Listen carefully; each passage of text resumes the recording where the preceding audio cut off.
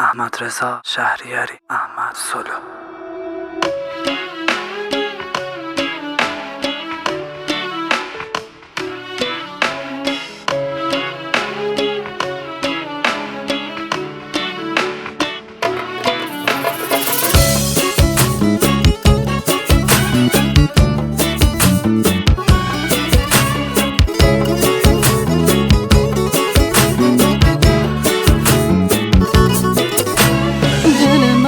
نگاه تو یه چند روزه گره خورده، حضور تو کنار من غم از زندگی مرده.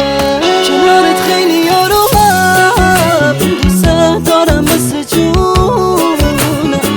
من این روزای شیرینو به چشمای تو مدیونم. کنارت خیلی آرومم، دوست دارم مثل جونم. من این روزای شیرینا به چشمای تو مدیونم.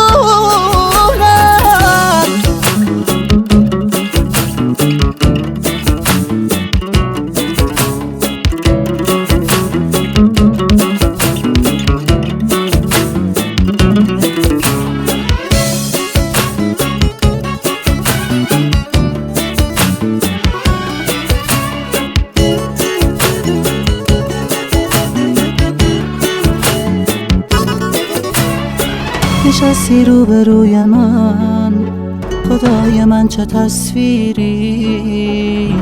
همه دلواپسیامو داری این لحظه میگیری.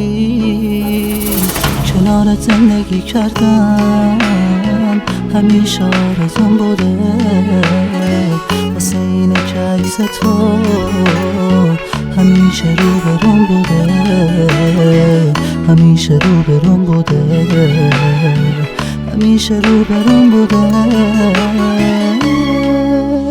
دل من با نگاه تو یه چند روزه گره خورده، حضور تو کنار من غمو از زندگیم برده. دل من با نگاه تو یه چند روزه گره خورده، حضور تو کنار من غمو از زندگی مرده.